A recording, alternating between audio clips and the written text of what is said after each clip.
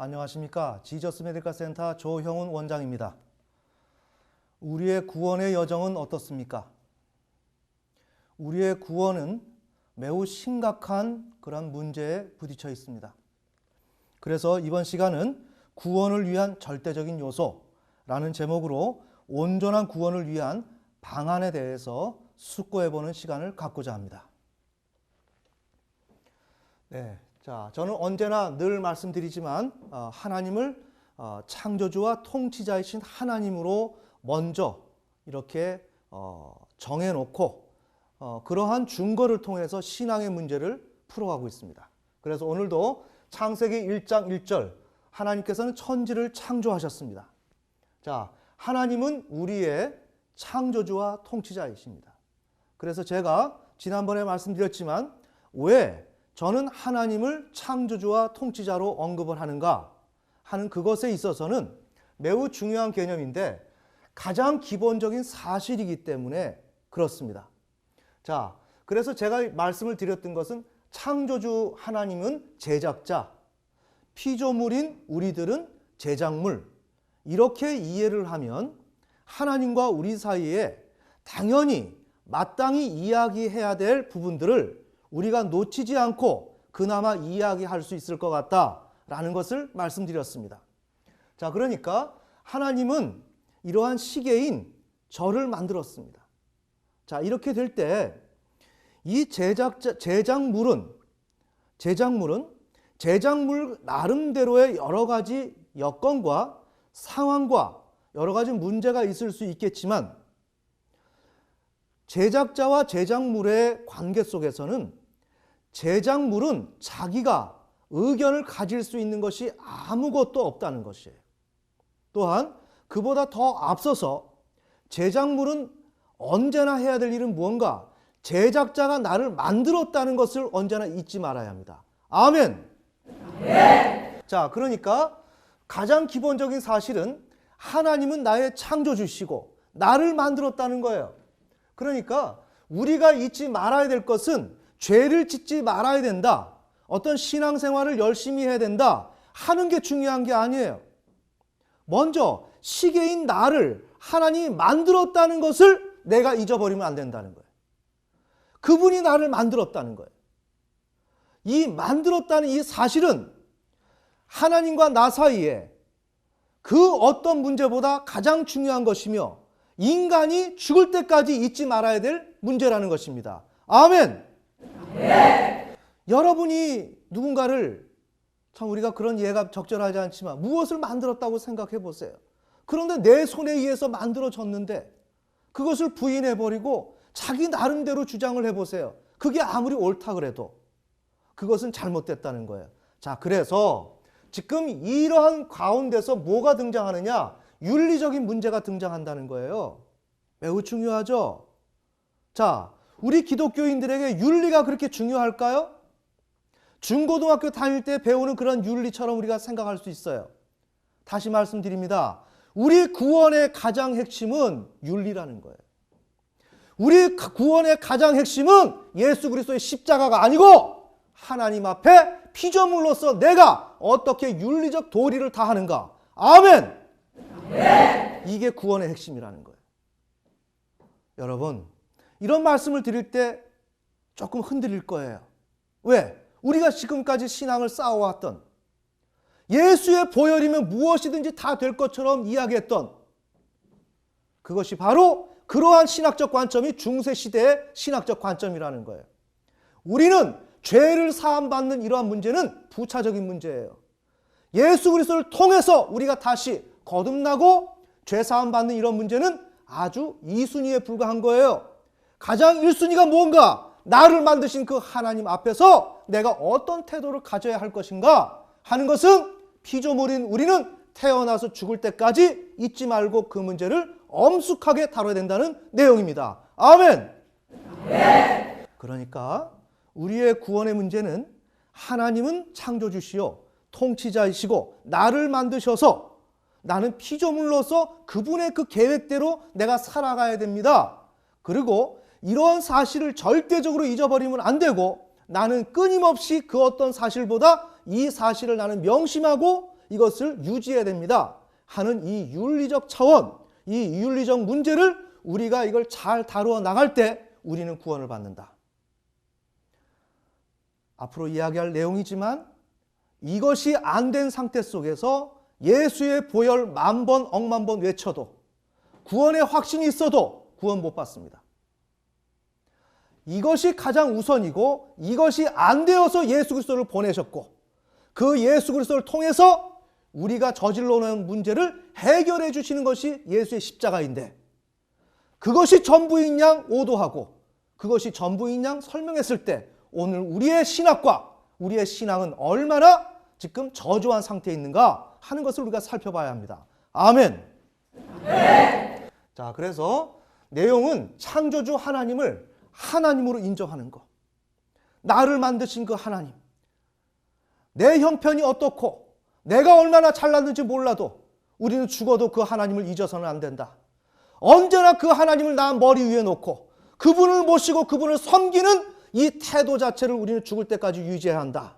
이것을 잃어버렸을 때는 우리는 죽음이고 이것을 잃어버렸을 때는 내가 아무리 예수 그리스도의 십자가를 통해서 구원의 체험이 있다 할지라도 나는 구원을 받을 수가 없다. 아멘.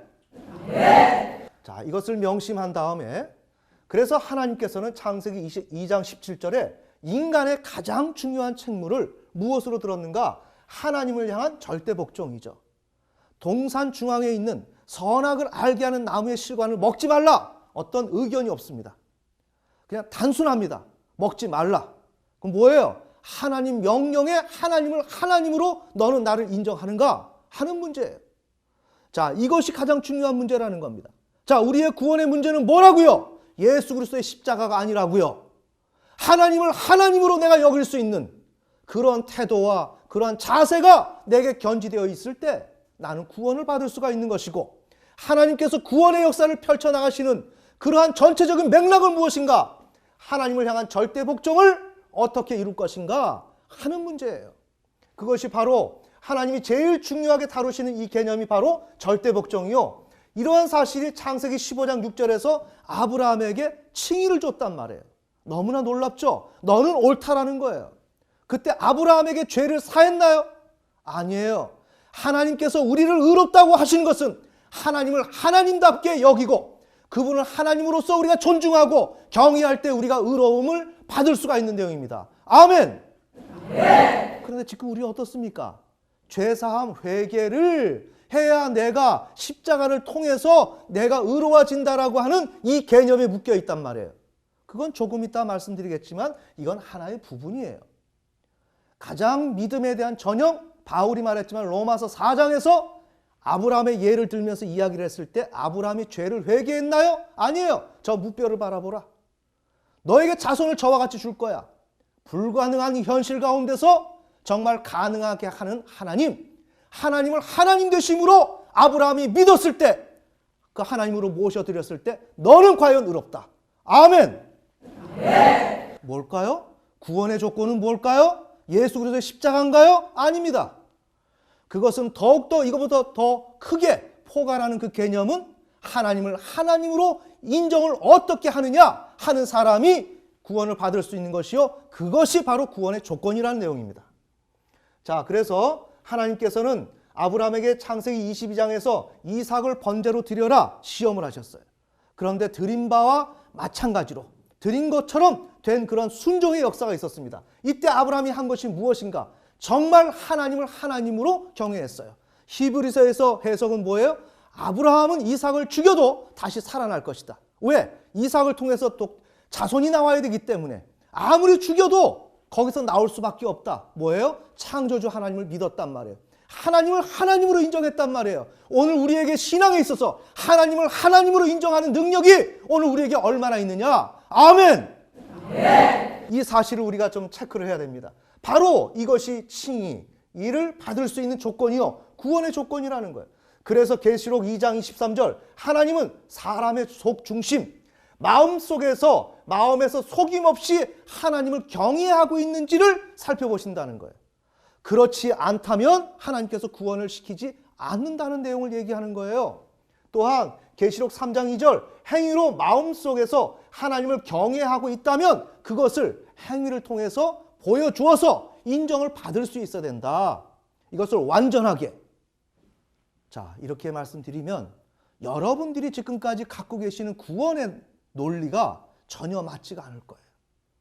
우리의 구원론은 뭘까요? 아주 쉽거든요. 간단합니다. 우리가 그래서 매우 좋아합니다. 그러나 너무나도 아쉽게도 그렇게 해서는 구원을 받을 수가 없습니다. 우리에게 그것은 구원을 받을 수 있는 조건을 마련해 준 거에 불과하지, 그 이후의 모든 것은 뭐라? 이러한 내용들을 엄격하게 지켜나가고 이러한 것을 먼저 마음속에 두고 그런 사람들이 예수 그리스도의 보혈의 능력으로 구원의 역사를 통해서 우리가 회복되어지고, 그러나 그것으로 끝나는 것이 아니라 이런 하나님을 경외하고 하나님을 절대 복종하는 것이 나의 가장 중심적인 그런 힘이요 자원이 될 때 그 사람이 구원을 받을 수 있는 것입니다. 자, 그렇게 해서 하나님은 이런 것을 추구하십니다. 그런데 창세기 3장에서 타락이 이루어지죠. 결정적인 건 뭘까요? 하와가 하나님과 같이 되려고 했던 거예요. 매우 중요한 것입니다. 뭐 단순하게 교만이 아니고요. 이것은 인간이 그래서는 안 된다는 걸 얘기하는 겁니다.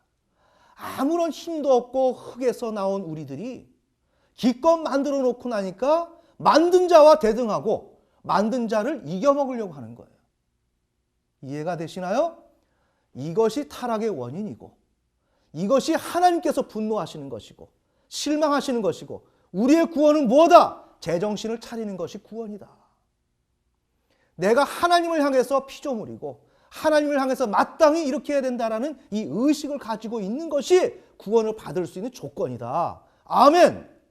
네. 그것이 안 되면서 계속 교리적으로 반복적으로 얘기하면서 어때요?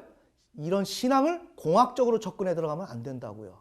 무언가 인풋을 했고 어떤 역사가 있기 때문에 어떤 결과가 나와야 된다는 공학적인 어떤 그런 산술적인 방식으로 신앙을 생각해서는 안 되는 것이고, 우리는 하나님을 얼마나 하나님으로서 내가 정말 내 위치에서 인정할 수 있는 사람인가 하는 것이 가장 중요하고 그것이 구원의 조건이다.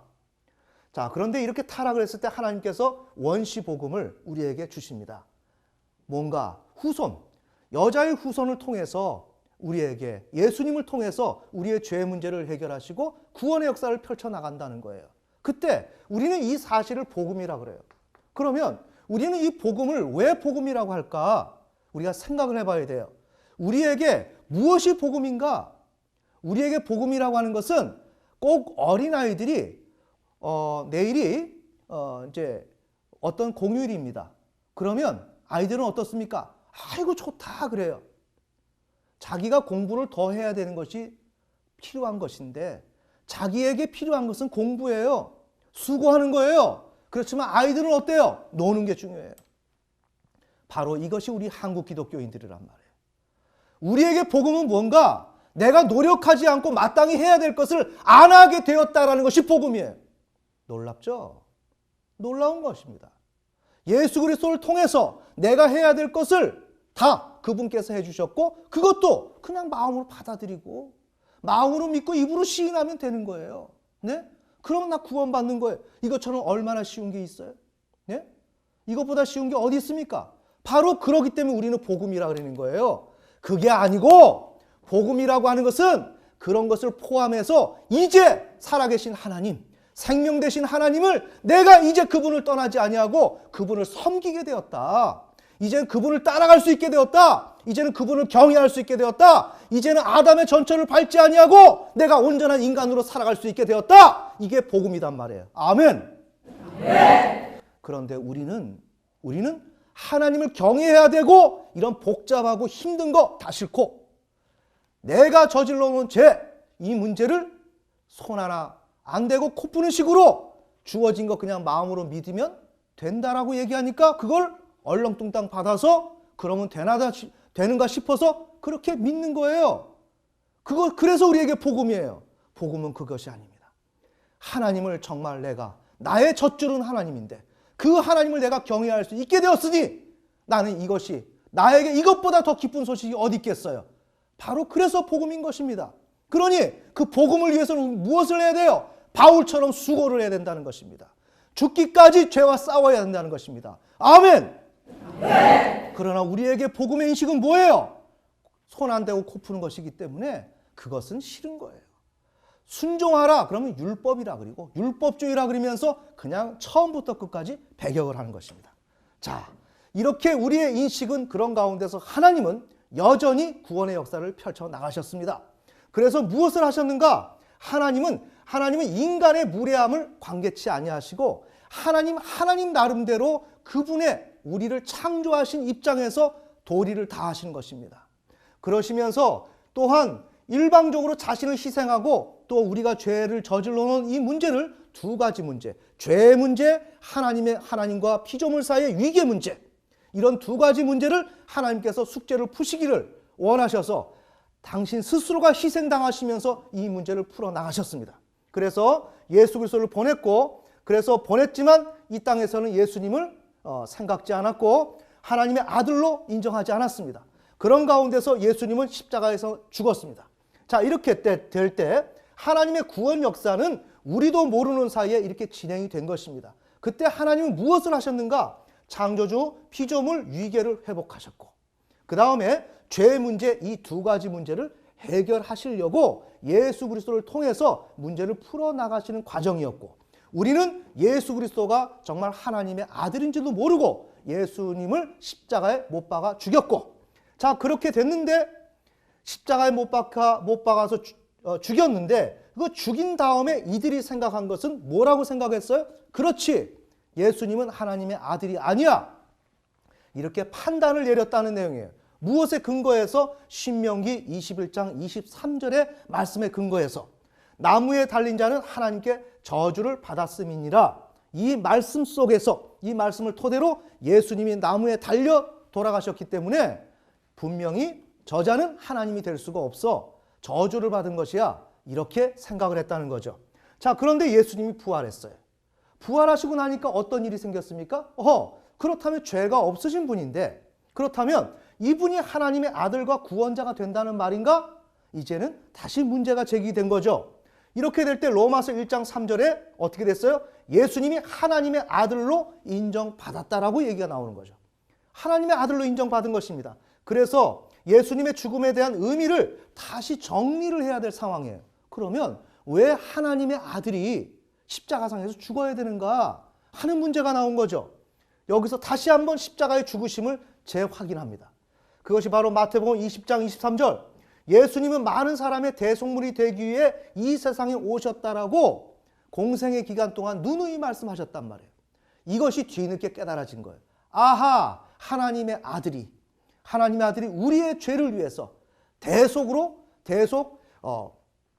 대속물로서 우리를 위해서 죽으셨구나, 이것을 깨달은 거예요. 그래서 결론을 내리게 된 거죠. 갈라디아서 3장 13절. 그래서 예수님의 죽음은 죄인을 위한 대신 속죄였구나, 이것을 깨달은 거예요. 그래서 예수님의 죽음 안에서 하나님의 구원 사건이 일어났다는 것을 깨닫게 되었던 것입니다. 자, 이것이 바로 어떻게 해요? 바울이 이 문제를 집중적으로 이 사실을 깨달았던 것이고, 또한 바울 외에도 예루살렘 교회가 예수님께서 십자가에 못 박히시고 부활하시고 나서 그 이후로부터 이분이 바로 하나님의 아들이었구나라는 것을 이후에 이 사건이 일어나고 난 다음에 다들 깨닫게 되었다는 내용이에요. 하나님은 이와 같이 우리는 모르는 가운데서 하나님의 구원 역사를 펼쳐 나가시는데, 지금 제가 말씀드리는 내용은 무엇인가?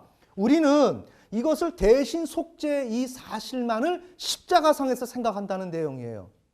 그게 아니고 하나님께서는 대신 속죄, 죄의 문제를 해결하지만 여기보다 더 중요한 것은 뭐예요? 우리가 하나님 앞에서 하나님을 하나님으로 인정해야 되는데 그 문제를 우리가 인정을 안 했습니다. 아멘. 안 했는데 안 한 결과 우리가 어떻게 돼요? 죄인이 되어서 죄의 문제가 떠안게 되었지만 그보다 더 중요한 것은 뭐예요? 하나님을 하나님으로 인정하는 것. 이 사실 자체가 더 중요한 문제고 더 중요하게 남아있는데 우리는 이 문제가 있다라는 것조차도 생각지 못했단 말이에요. 아멘.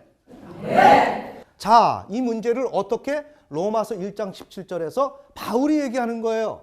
복음에는 하나님의 의가 나타나서 믿음으로 믿음에 이르게 하나니 오직 의인은 믿음으로 말미암아 살리라. 자, 여기 이렇게 하면서 이게 바로 많은 신학적인 논쟁을 일으키고 궁금증을 유발하는 내용인데 어떤 것이냐? 하나님의 의예요. 그러니까 이 하나님의 의는 하나님 편에서 인간이 감당해야 할 것을 해결하신 의라는 것이에요.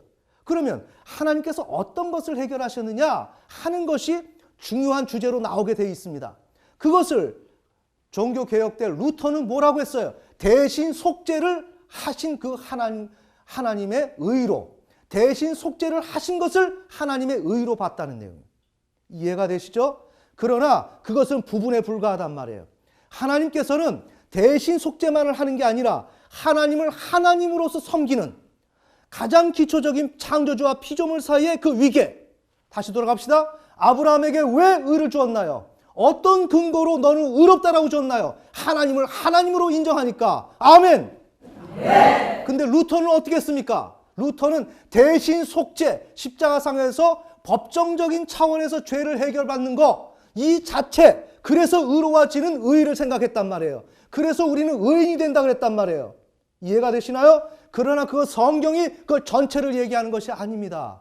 성경이 얘기하는 것은 오히려 다시 돌아갑시다. 창세기에서 아브라함에게 의롭다라고 얘기한 것은 법정적인 차원에서 의를 준 것이 아닙니다.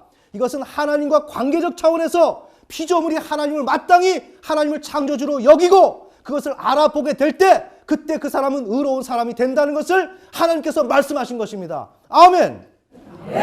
그러니까 여기에 하나님의 의는 루터식으로 대신 속죄, 법정적 차원만이 아니라 관계적 차원의 그 의가 들어간단 말이에요. 바로 그것이 로마서 10장 9절에 10절, 갈라디아서 3장 13절 이 두 가지 내용으로서 우리가 신앙의 고백을 이러한 이 사실을 통해서 우리가 구원을 얻게 된다는 내용입니다. 그러니까 로마서 10장 9절에 10절은 뭐예요? 십자가에서 죽으신 예수를 하나님께서 다시 살린 것을 마음으로 믿는가? 또한 그 예수를 주라 시인해라. 이렇게 되면 구원을 받는다. 무엇일까요? 제가 누누이 말씀드렸지만 십자가상에서 죽으신 예수를 하나님께서 다시 살리셨다. 이것은 창조주. 이해가 되시나요? 그런데 하나님께서 예수 그리스도를 왜 주라 시인하라고 하나요? 우리에게 왜 통치자로 인정을 하라고 하나요? 대리 통치자로 보내셨기 때문에. 그렇다면 하나님은 우리의 무엇입니까? 통치자죠. 아멘. 그러니까 우리는 이 구절을 통해서 하나님을 창조주와 통치자로 인정하고 하나님께 순종할 것을 결단한 것이란 말입니다. 자, 그렇게 될 때 이건 뭐예요? 하나님 편에서 시작한 우리를 회복시키기 위해서 여기에서 창조주와 피조물 위계를 회복시키기를 원하셨던 그 하나님의 의도에 우리가 로마서 10장 9절에 10절을 말씀을 토대로 하나님을 인정하기 때문에 어떻게 돼요? 하나님이 시작하신 의에 우리가 응답을 한 거죠. 맞습니까? 네. 그래서 우리가 의로워지는 거예요. 그래서 의로워지는 거죠. 그러니 하나님을 하나님으로 경외하고 복종하겠다는 그 의지, 이 자체가 우리 신앙의 가장 중심이란 말이에요. 그런데 뭐예요? 지금 또 이렇게 하면서 순종할 수 있게 하는 여건을 마련하는 차원에서 우리의 죄의 문제를 해결하신단 말이에요. 이해가 되시나요? 네, 그래서 예수께서 우리를 위해 저주가 되사 율법의 저주에서 우리를 구속하셨으니 우리가 죄인인데 어떻게 하나님께서 우리에게 위계를 회복하시고 질서를 회복하시고 통치를 회복하시려고 아무리 하시려고 해도 내가 죄인인데 어떻게 하나님께 나아갑니까? 그렇기 때문에 하나님께서 대신 속죄를 통해서 우리의 죄의 문제를 해결하시고 우리를 거듭나게 하시고 하나님의 자녀로 삼으셔서 그 목적은 뭐예요? 하나님을 경외하도록. 아멘. 그러니 이 두 가지 사실을 통해서 우리는 무엇을 획득해요? 하나님과 관계가 회복되고 죄의 문제가 해결되는 거예요. 잘 봅시다. 그런데 우리는 어때요? 이 죄의 문제가 해결된 것을 우리는 모든 문제가 해결되었다라고 망상 속에 지금 살아간단 말이에요. 이러면서 나는 의로워졌기 때문에 그 어느 차원에서? 법정적 차원에서, 대신 속죄 차원에서. 그래서 나는 의로워졌기 때문에 예수 그리스도의 심판대 앞에 섰을 때 나는 의롭다 인정받을 거야 라고 얘기한단 말이에요. 절대로 아닙니다. 그것은 뭐예요? 지금 이 두 가지를 한 것은 신앙의 새 출발이에요. 아멘. 이제 드디어 죄의 문제 해결되고 하나님과 관계 막힌 담 열리고 이제 무엇을 해요? 아담처럼 더 이상 살지 않겠습니다. 둘째 아담인 예수 그리스도께서 마태복음 4장에서 마귀의 시험을 받으시면서 그럼에도 불구하고 하나님의 말씀에 입각해서 살아가셨던 것처럼 그분이 우리의 머리 되시고 우리의 진정한 통치자, 우리의 모델이 되셨던 것처럼 우리는 어떻게 해야 됩니까? 우리는 그분을 따라가야 되는 것입니다. 아멘! 네. 그러기에 우리는 죄와 피 흘리기까지 싸워야 될 것이며 우리는 그렇게 싸우지 못한다면 우리는 어떻게 돼요? 구원을 받지 못하는 것이에요. 그런데 지금 우리 한국교회는 지금 어떠한 구원론을 펼치고 있습니까? 바로 이 문제. 구속하셨다. 대신 속죄가 무언가를 다 한 것처럼 우리에게 그렇게 가르쳤고 우리는 그것이 옳은 것으로 알았단 말이에요. 아멘! 네, 말씀을 마감하겠습니다. 제가 오늘 짧은 시간 동안에 이 내용을 전달해야 되기 때문에 때로는 말씀이 씹히는 경우도 있었지만 여러분들이 제가 전달한 내용을 잘 이해한 줄 믿습니다. 우리는 기본을 무시하는 자들입니다. 내가 시계라고 한다면 나를 만든 자를 죽으나 사나 잊지 말아야 될 것은 만든 자를 잊지 말아야 합니다. 그러나 하와가 그랬듯이 오늘 우리가 그렇듯이 우리는 우리의 뜻대로 일방적으로 내 마음대로 사는 사람들입니다. 그러면서 우리는 그 예수 그리스도를 왜 보내셔서 우리의 죄의 문제를 어떤 목적으로 해결하려고 하셨는지 그것조차도 모른 채 그리고 하나님을 여전히 우리는 이용하면서 나는 천국 간다라는 망상 속에 살아가고 있습니다. 오늘 다뤘던 문제 구원을 위한 절대적인 요소 그것은 창조주와 피조물 사이의 위계 이것이 회복이요 하나님을 하나님으로 인정하는 것이 구원의 가장 절대적인 요소다. 아멘. 네. 부디 오늘 다룬 내용이 여러분들에게 잘 적용되어서 여기에 있는 모든 사람이 다 천국 백성 되시기를 예수님의 이름으로 축원합니다.